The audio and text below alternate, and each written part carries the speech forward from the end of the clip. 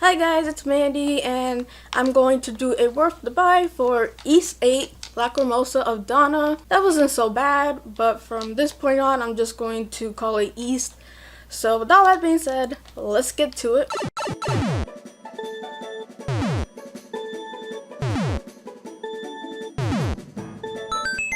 So I'm going to start with the little backstory of the game. I don't know much about its development, but I think it was for the Vita at first, and then it came to the Switch, the PlayStation 4, the Vita of course, and Microsoft Windows. I don't know if that's the Xbox or the computer. Might just be the PC. I always knew about the Yeast series, but with the YSVIII coming to the Switch, I thought it was a perfect time to finally get to play one of the titles in the series. That's pretty much it for the development. Like I said, I don't know much about the series. This is my first game going into the series. But with that being said, let's dive into the story, my fave. So let's go. Our protagonist is Adol Kristen. Now, he has appeared in many East games, but for YSVIII, he is an adventurer, whatever you want to call an adventurer, but he's with his buddy Dogi and they're going to a distant land to adventure together. And it gives you a lot of hints that Adol is kind of that person that things happen to him, and you know, it's a good adventure to be on when you're around him, but it can also get kind of crazy. I guess he's lucky in that way, but you know, unlucky in some ways. So Adol and his buddy Dogi are on board the Lombardia. Oh man, I'm impressed with myself. So they're part of the crew of the ship and they're working for their, you know, free voucher to wherever land they're going to, which I think is a good deal. It's a good deal. You just go to cruise ships and be like, hey, can I work for you? I want to go to the Bahamas. But I know it doesn't work like that. But all is not perfect on this cruise. You get to go around and talk to different people and see what they're about. But most importantly, you get to see the captain, who informs you that you're in this mysterious kind of area and that stuff happens in that area, like ships go missing, giant squids, yada. And the captain says, you know, we're going through that right now. Oh man. So everybody is kind of like, oh, that's superstition, that doesn't happen. So all is well until a giant squid technical is peeking out and it's really like making the ship unstable, and you don't know how big this thing is. So you fight the technical, but then a whole bunch come out and the ship ultimately gets shipwrecked. Some people fall very comically, like the fat dude, he just rolls down. Someone help me! Or Dogi. Oh, come on! Damn it! But ultimately, the ship is sunk and you wash ashore on the island Serene. How convenient. So like I said, being around Adol, you know, you experience adventures. This is one of them. So he goes through the island by himself at first, but then soon meets Lexia, which is a noblewoman from a house, but she also studies the kind of monsters that inhabit the island. So you pick her up and then you soon find Shahad, which is a beefy fisherman guy, but he's very lovable. So you got a crew going on, and then you establish a village called Castaway Village. And might I add, this is the most convenient group of passengers to be on a cruise ship to get stranded. So you got 2 doctors, you got a blacksmith, you got a merchant, you got military people, people of leadership. So it's a very convenient group of people to be stranded on an island with. And Adol, being the adventurer, teams up with Lexia and Shahad to find more passengers that washed up on the island and to get them to the Castaway Village so they could make it bigger, and to do their common goal, which is to build a ship and get the heck out of there.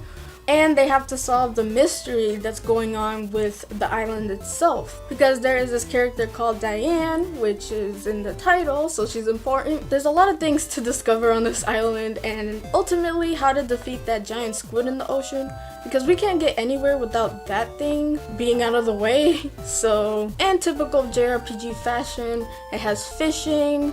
Yay, who doesn't love fishing?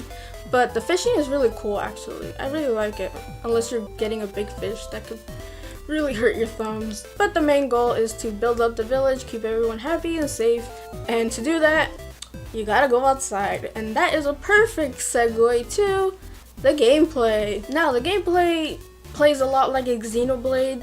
I've seen a lot of people compare it to that, so it plays a lot like it, but you have a more active role, so you kind of have to input your swings and your dodges and your jumps, and each character has a unique moveset. Adol is a swordsman, and he's, you know, run-of-the-mill middle guy. And you have Lexia, who is quick and precise. She uses a rapier, which is one of my favorite weapons in gaming, so I really like using her.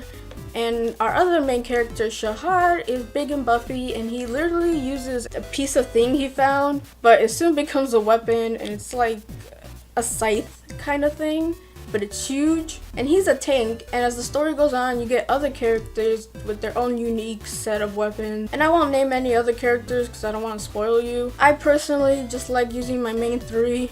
Once I get used to a party, I rarely change. But the thing about this gameplay is you use skills, which are basically kind of your special moves. They use up essence or whatever the blue things are. So you could get new skills, level up the current skills you have, or change the skills how you see fit, because you could only have 4 on hand, and each skill has a grade like C, B, A, so you could basically see which skill is better than the other. And then you get a super move, which is basically a bigger, flashier move that does a lot of damage. And trust me, you better get used to the gameplay because there's a lot of enemies and they really see you from far away and they could really mob you at times. So it's best to go into an area where your level is about the same or above, because it's annoying. They can see you from a mile away and then follow you, and you can even see the enemies following you. It's a lot. Keep that in mind when you're going to areas that are a bit higher level. And the worst part of this game, in my opinion, are the raids.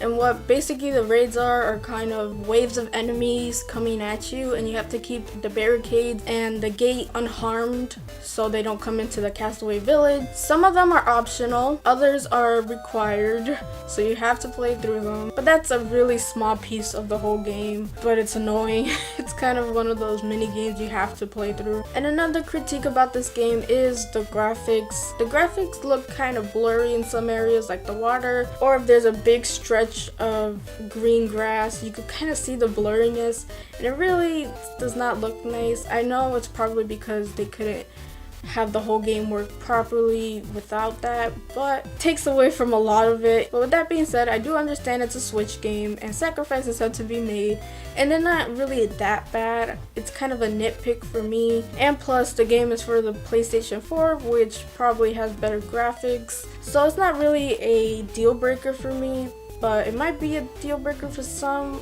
If it is, I recommend you just look over it because there's a lot to do in the game and you get so much hours and playtime into it that you don't really even notice the graphical things going on. I did have a glitch that was pretty funny where Adol's head was like a block or something.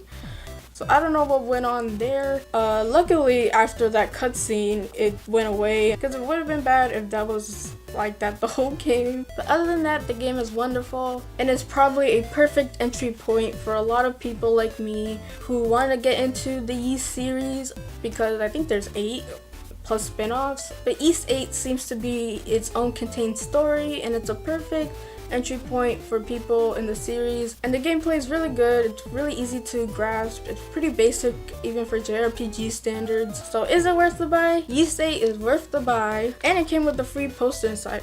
That is awesome. So with all that being said, if you liked the video, please give me a like, and if you like my content and want to see more, please hit that subscribe button. You will not be disappointed. You can follow me on Twitter at MandyLeePlays. Tell me what you guys think in the comments down below. Have you started Ys? Do you want to start into it? And with all that being said, I hope you guys have a wonderful day and play a good game. Bye.